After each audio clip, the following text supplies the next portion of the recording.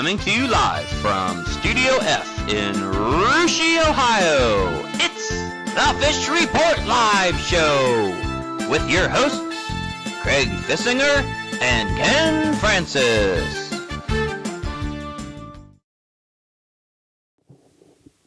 Welcome, everyone, to another Fish Report Live. It is Wednesday night, October 2nd. My name's Craig Fissinger. That there's Ken Francis. TK and Heavy D are back in our sound room. And, Ken, we got a huge night tonight. We got a former guest host coming back on the show. We're heading back to Marion Local again this week. Not going to be talking any football. We're going to talk a little volleyball. And we also got a bonus interview tonight, one I didn't plan on this morning, but we've got one of the ladies from the Shelby County League that's heading to the state golf tournament next weekend. Why don't you tell our viewers what's in store here the next 30 minutes? Yeah, we got a big show, Craig.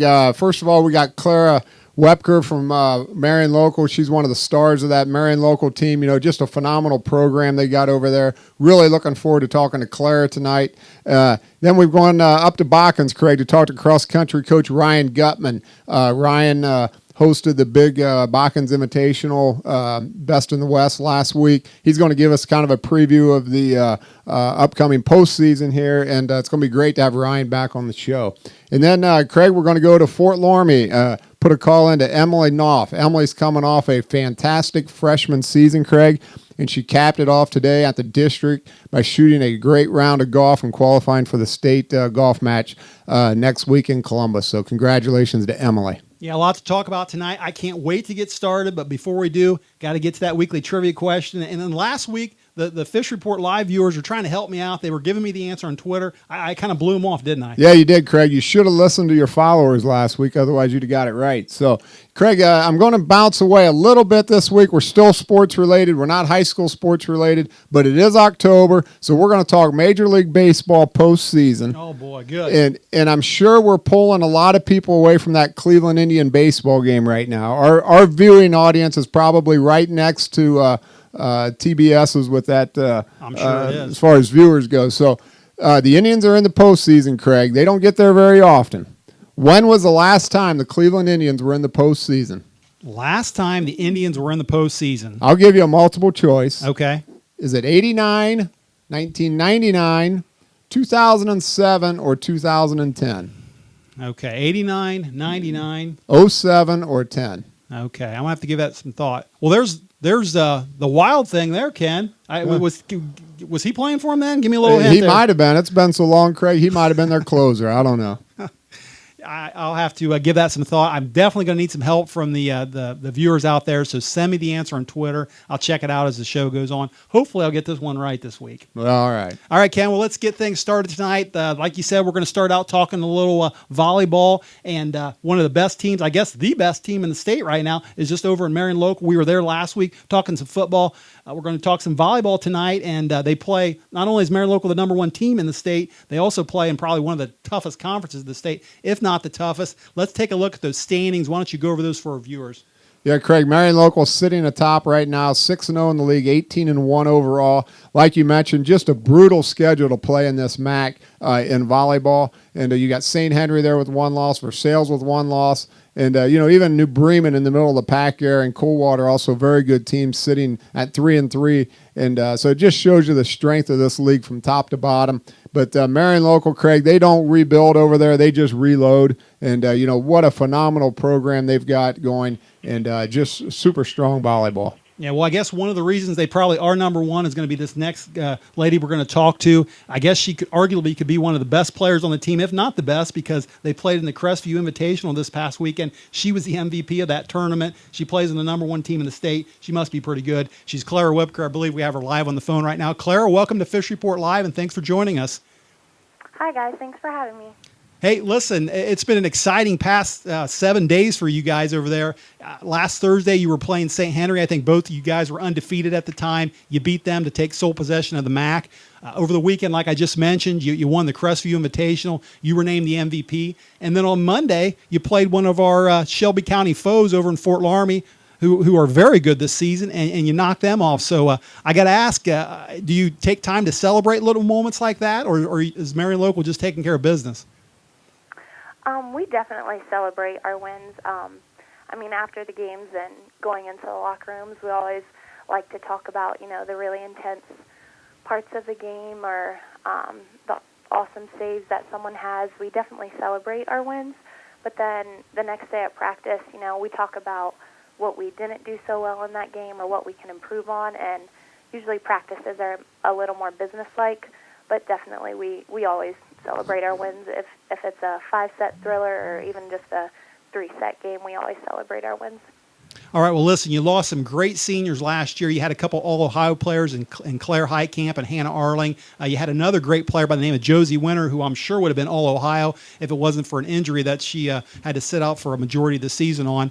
Besides yourself, who's kind of stepped up this year and filled the shoes for those girls that you lost? Well, coming into this season, we all knew that we lost a lot of great players from last year. They had an awesome senior class. So I think everyone on the team kind of knew that they had to step it up a little bit and improve their game. But I think two of the most who stepped up their game the most, I guess I would say, would be Allie Wendell and Katie Elking. They're our setters. We ran a 5-1 last year with Hannah Arling, so they didn't get a lot of playing time last year. But coming into this year, being seniors, they've really run the show out on the court, and they've done an awesome job so far. So they've really stepped it up, and they're awesome setters. I can't say enough about them. Clara, hi. This is Ken Francis, and one of your, you're described kind of as a complete player. When you're a complete player in volleyball, you pretty much play all the way around. Which part of your game do you enjoy the most? Setting, front row, back row, killing. What do you like the most? I would have to say definitely the defensive part of it, the back row, just because the crowd always loves to see, the big kills or a big block. But when you get a great dig or your teammate has an awesome save, not only does it frustrate your opposing team because they can't put the ball away, but also it just gets all the girls out there really fired up, and the front row will always turn around and, point at you and say, great dig, great job, So even if the fans don't really notice it as much, I guess, it's my favorite part. Well, I've been to a few volleyball games myself, Claire, and I'll admit those digs and everything from the back row are probably the most impressive to watch. Looking at your schedule, you play in the MAC, extremely tough. You played the top teams in the Shelby County League. You've got one loss all year, and that came in the very competitive Cincinnati Mother of Mercy tournament. Explain how playing in that tournament strengthens your team throughout the season. Well, it's a lot of competition there. There are a lot of big schools that we kind of scrimmage some of them in the summer, but then when we see them at Cincinnati, it's going to be the last time we see them all season, but it's really a learning experience for us. We get to see a lot of different styles of play from different teams who aren't around here. And it's a great tournament to get experience at. You play 4 games the whole weekend, and you just get it's a learning, I think it's a good learning tournament to be in. You got the tournament draw coming up this week, Clara. Before that, you've got Parkway tomorrow night. But what does Marion Local need to improve upon to repeat as state champion? Well, the whole year we've kind of struggled with getting off to slow starts, I guess, and Coach is really stressing the importance now of getting off to a good start and getting the lead quick and being the first team to 5, So I think it's really important for us to stay focused from the very first point to the very last point. We need to play the first 5 points just as intense as the last 5 points of a game. So I think if we do that and we can jump off to our opponent and have a good start and then just try and contain our opponent from getting on long scoring runs, I think that would really help us and we could do good in tournament. Clara, you mentioned that slow start, and I know Monday against Fort Loramie, you actually started off, I believe, in an 0-2 hole, and then you came back, won 2 more, and then that third one, it went, 18-16? Is that how it finished? Yeah. So, it's I guess if you do get off to a slow start, you better be pretty good at finishing, shouldn't you? Yeah. Well, listen, hey, one more Yeah, question. definitely. One more question, and we'll let you go. You know, you're a senior this year. Yeah, when you finish up in the spring, kind of want to know what's the plans for after graduation, and are there any volleyballs in your plans? Well, as of now, there isn't any volleyball. I plan on attending the Ohio State University, and I want to major in nursing. But I will definitely be returning to Maria Stein to continue to watch Marion Local volleyball. I know nursing's a pretty important major. I guess you have to have all your attention focused at. That's for sure. Yeah. Well, good luck with that, Yeah. Clara. I'm sure you'll enjoy Ohio State, but enjoy the rest of your time at Marion Local. Good luck to you the rest of the season, and go Flyers. All right. Thank you, guys. Thanks, Clara. All right, that was the star of the Marion Local Flyers, Clara Wuebker. And you know what? I was looking back. You know, we talk about this area being so loaded in football and cross country and maybe baseball, you name it. But I tell you what, if you look at the state volleyball tournament for the last 10 years, I look back, every year there's either a MAC team or layman in the finals. I guess it just goes to show volleyball in this area is pretty good too. Yes, it is. You know, I think St. Henry's actually got 7 state volleyball championships, Craig. Marion Local, I think, has got 4. Just phenomenal volleyball in this whole area. Shelby County League, layman, and the MAC. So, you know, congratulations again to Marion Local on their success and all the teams, and good luck to them the rest of the season. All right, well, that's going to do it for our volleyball talk, Cam. We're going to take a little break, but folks, we're just getting started, so stay there and we'll be right back.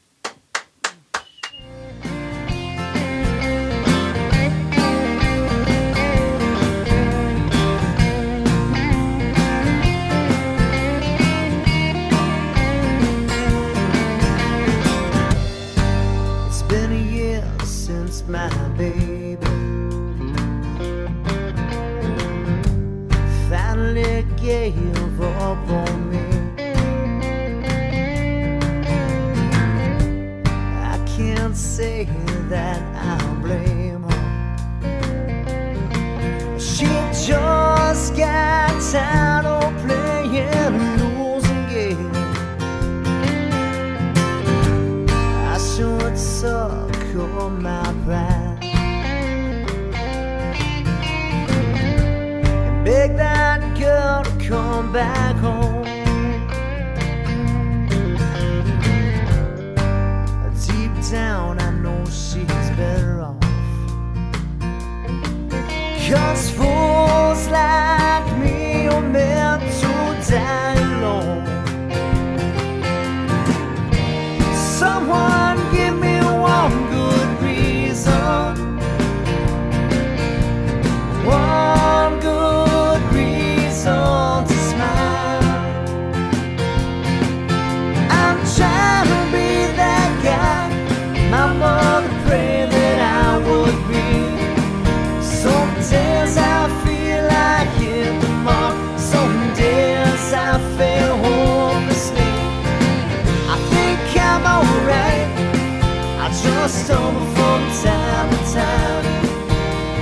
Oh, my mother knows I'm trying to be that guy.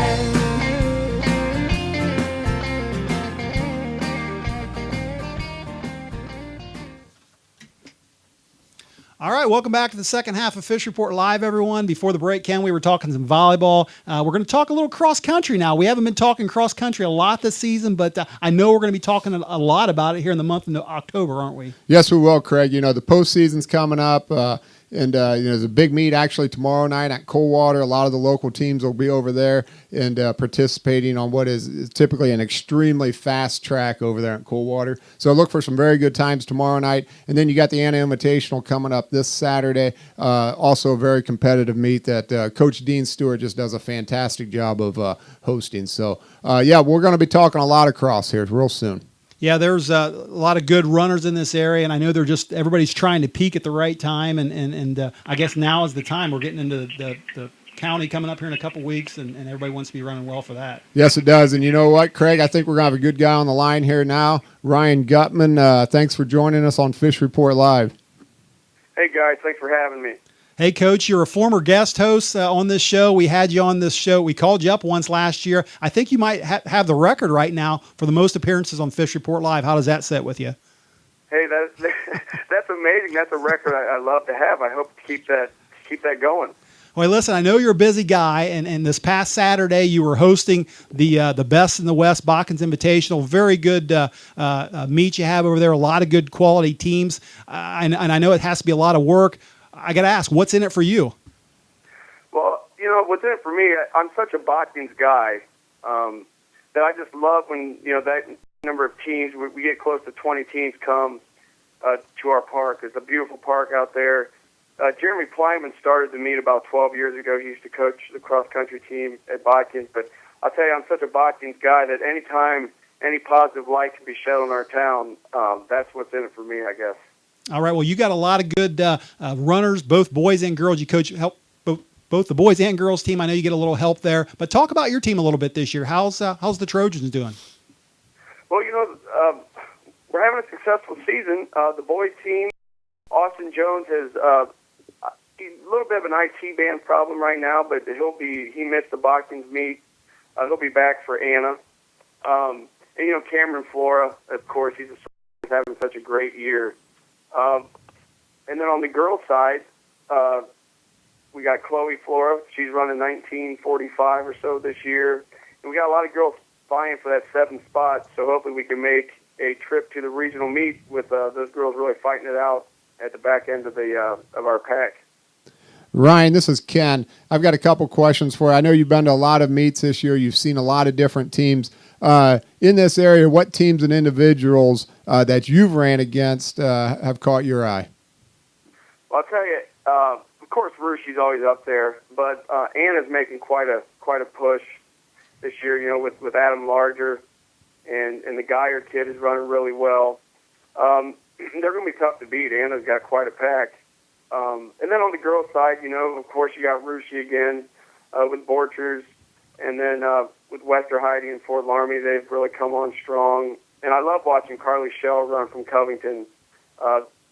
Like you guys have said before, this area is just so loaded with talent, it's hard to keep up on everybody. Well, you mentioned some great runners right there. And speaking of Anna, a lot of teams will be on Anna this week, including Rushi and Botkins. And we're also going to be on Anna the following week for the Shelby County League meet. What's your philosophy on peaking at the right time during the cross-country season? Boy, that's a tough question. What I like to have each kid run their best at the end of the season. I think that's every coach's goal. So what I try to do is I try to make my best prediction on the course of the year, who the top 8 or 9 runners are, and I'll peak them a little bit later than the rest of the team. So, the rest of the team right now, I've kind of lessened their miles, so hopefully they can be ready for the county meet to run their best. And the top 8 or 9, we're going to keep climbing in miles here for another week or so, and then we'll cut down their miles, and hopefully they can be their best at the regional meet. I've got another question kind of that pertains to that same topic there, but how do you feel, how important is it for some of these teams to go out this time of year and run an extremely low time, like to participate on a course that, say, might be really fast versus a course that traditionally isn't real fast, to maybe psych the other teams out? Is that important, or does that not really play an effect? Well, I wasn't in high school all that long ago, 15 years ago. It seemed like there were more cross-country courses back then. It seems like a lot more courses now are built for speed, and our meet tends to be slow, 30 seconds slow, and it's hilly for being around here. And a lot of kids don't like that. I know my kids don't like running slow times, but man, you just gotta try to sell it to them that it's going to be good for them, because when they get to Troy on that levee there, they need to run hills. And so, from a coach's standpoint, you just got to make that sell to them that, this will be good for you later. I know kids like fast times, but coaches like tougher runners, I think. Coach, you've had a great success coaching the Botkins program. We've told you that for years, and, your kids just continue to get stronger and stronger year in and year out. So I'd like to congratulate you on that. But another big fine thing that you can do there is art. Tell us a little bit about Bad Art by Good People. Well, I was asked, I appreciate your comments about the cross-country team. I appreciate that. The Bad Art by Good People, I was asked to participate in that, and I feel like I've been so blessed in my life. You may or may not know, I was in a bad car accident right after high school. Left me in a coma for about 10 days, and I made it through that by the grace of God. And running played a big part in my recovery. And now that I'm a coach, I just kind of bring my faith and running together. And so the Bad Art by Good People was a perfect way for me to showcase my love of both my faith and running, and it just kind of came together in a piece of art that I'm actually quite proud of. Well, that's pretty impressive, and congratulations on both of them. Thank you. Yeah, that is a nice picture there, Ken, and good job with that. Now, did you do that entirely yourself? Or did you have a little help? Did your kids help you out at all? Or I did it. I want to say under the guidance of Katie Milkey. She's the artist that from Botkins that helped. But yeah, that's all my work. And I'm looking at it on the screen right now, and I haven't seen it in quite a while. I'm looking at it again. I'm thinking, man, not too bad, Gutman, not too bad. Pretty good. Hey, listen, one more question, Coach, and we'll let you go. But, as I mentioned at the beginning of our interview, you helped us out last year. You were a guest host. I want you to humor us here a little bit here. Do you get recognized more for being the coach of the Botkins Trojans, or do you get recognized more for being a former guest host of Fish Report Live? Well, I'll tell you what, I had to get an agent after I appeared on your guys' show. ESPN's called quite a few times, and I'm turning them down so I can stay put as the Botkins cross country and track coach. Well, they haven't been calling Ken and I, so I'm glad they're calling you. Yeah. At least somebody's getting something out of this. Yeah, I appreciate it. Some of the money I make, I'll give some to you guys. How about that? All right, listen, we'll let you go. Best of luck this weekend. Looking forward to seeing you, I guess, here for the next 2 weekends in Anna. And thanks for joining us tonight in Fish Report Live. All right, guys. Keep up the good work. Thanks, Coach. All right, coach of the Botkins Trojans boys and girls team, Ryan Gutman. Great guy to have on anytime, Ken. You're not going to find a better guy than Coach Gutman. I've known him for several years now, just through cross country and track, and always appreciate the time he puts out for us, and just and at meets and everything. He always goes out of his way to talk to you, and just a super guy. All right, Ken. Well, listen, we got a little bonus coverage tonight. We're going to go from cross country now into golf, and we wasn't planning on this interview this morning, but the girls went out and golfed in the district today at Pipestone down in Miamisburg. Had a lot of locals down there golfing. Guys, if you can bring up the scorecard there, Ken, a couple Russia girls were actually golfing. Golfed pretty well, but not well enough to make it, did they? Yes, they did. Taylor Borchers and Morgan Doherty of Russia both played very well. Morgan actually tied Taylor's school record from the previous week of an 89. Taylor also shot very well with a 92. What's interesting is that Taylor actually played with a young lady by the name of Sarah Kolodzik from Miami Valley, who actually fired a 69, which was a new district record. So congratulations to those girls. Also congratulations to local teams, Tip City, Versailles, who finished third, also going to state. And Fort Loramie Redskins had a great year this year. They actually finished one stroke out as a team from going to the state golf match. Well, one girl that did happen to make it, Ken, is over there in Fort Loramie, the one individual. She happens to be a freshman, believe it or not. Emily Knouff there from Fort Loramie. I believe we have her live on the phone. Emily, welcome to Fish Report Live, and thanks for joining us. Thank you for having me. All right, listen, I know you just got home here about an hour ago. Have you had time to relax and unwind a little bit? Yeah, it's been pretty good. All right. Well, I know you have to have kind of mixed emotions. You qualified as an individual, going to be playing at the state course next weekend, but the team just missed out by one stroke, it sounds like, to Versailles. How are you feeling about all that? Well, my team was very close to getting out of districts. We did lose by one, like you said. I wish my team was able to come with me to state after we have practiced so hard together, and we've competed together throughout this season. We talked on the way home, and we were all talking about the different strokes we could have taken off of our scores just by not making one little mistake here and there. The girls were excited. We were excited with how we played today, and we were happy with everything and how everything turned out today. Emily, this is Ken. Was getting to state one of your goals this year, or have you overachieved with what you set out to do? Going to state was one of my goals for some times in my 4 years. I really did not think it was going to happen today, and it's very crazy that it did happen today because I went into today just trying to play my best. I didn't think going into today, going to districts, that I would come out and be going to state or coming out and going with my team to state, but I'm happy with it now.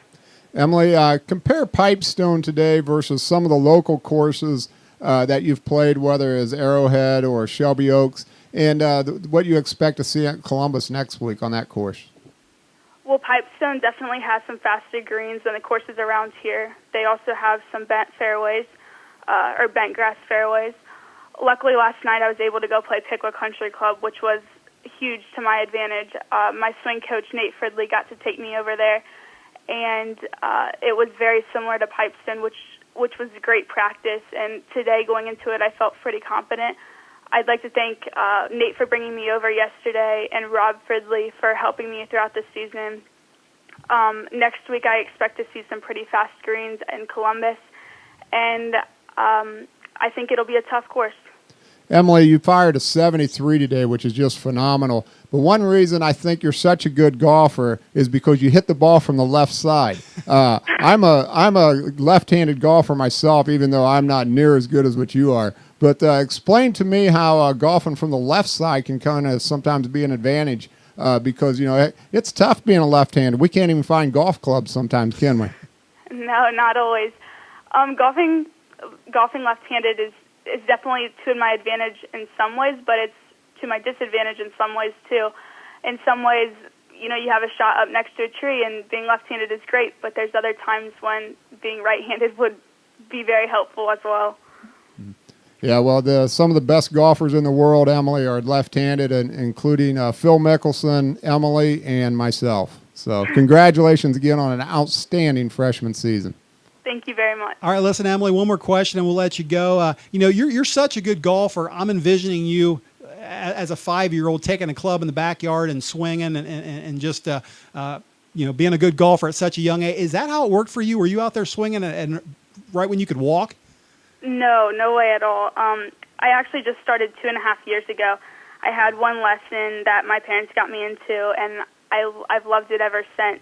I've also played in some tournaments throughout this season, which has been great experience for me. I play all summer, and I want to thank my parents for bringing me to all my tournaments, and to also my high school golf coach, Mr. Anthony, for supporting me throughout the season as well. All right. Well, listen. Hey, congrats again. What an accomplishment for especially for a freshman, for anyone. But you've done very well. Best of luck next weekend, and thanks for joining us tonight on short notice on the show. Thank you. Thanks, Emily. Thanks. All right, that was Emily Knouff, Ken, freshman for the Fort Loramie Redskins, and she'll be one of the lone representatives over there in Columbus next week. Yes, she will. And I tell you what, Craig, she doesn't golf like a freshman, nor does she interview like a freshman. I was very impressed with that young lady, and good luck to her next week. And I tell you what, if she can go out, Craig, and shoot somewhere in the low 70s a couple days in a row, who knows? She may win the thing. All right, well, just one more bit of golf news to get to, and we have the boys actually teeing off in their district meet tomorrow. For that, let's go back to Heavy D and ask him for a report on that. Yeah, the boys tee off tomorrow at 9:50 down at Weatherwax in Middletown.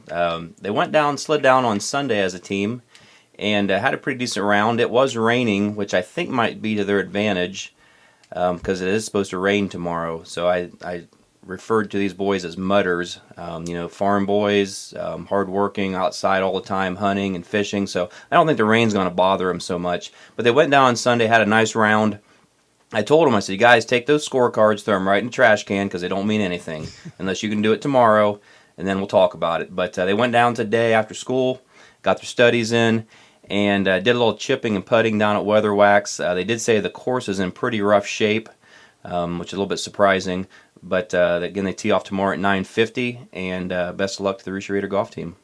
TK, you're kind of the predictor back there. I want to get a prediction from you. What are you predicting for the Raiders? You ain't going to jinx them now. Just give us your give us a prediction and make it a good one. I predict they'll play well. All right, that's what we want to hear. That's what we want to hear. We'll get the Raiders in the state, and I guess that would probably be a first, huh, Ken? Yeah, it would be. That would be a first. All right, well, that's about going to do it for our show tonight, Ken. How about that? We got 3 interviews in and made good time. Yes, we did. All I got left is a trivia question Yeah. to see if you can get me an answer tonight. All right, let's hear it again. All right, the Cleveland Indians, the last we heard, are down 3-0. So although they're playing in the postseason, Craig, it might be a short postseason for them. But speaking of the Indians, when was the last time the Cleveland Indians played in the postseason? Was it 1989, 1999, 2007, or 2010? And you said that guy right there, Wild Thing, he was on the team? I think he was their closer. All right, well, I'm looking on Twitter here, Ken, and I got a unanimous guess. Everybody's saying 2007. I'll be honest with you. If I had to guess, it would have been a total guess. I wouldn't have known. One of the guys that answered me was Kyler Ludlow. I know he's a baseball man. As a matter of fact, I think Kyler might be a good guy to come on this show and guest host sometime. He would be. He knows his stuff. So I can't blow off the Fish Report Live viewers again. I'm going to have to go with 2007. You know, Craig, last week you blew them off, and they did. were right. This week you followed their answer, and it was right. So All right. 2007, Cleveland Indians. All right. Well, that's good. I'm going to listen to them more often. They're right more than I am. That's for sure. All right, Ken. Well, that's going to do it for our show. Special thanks tonight to Clara Wuebker, Coach Ryan Gutman, Emily Knouff, and the Wild Thing for being on the show tonight. Ken and I and the crew will all be back again next week, same time, same place. Until then, have a great rest of the week, and good night, everyone.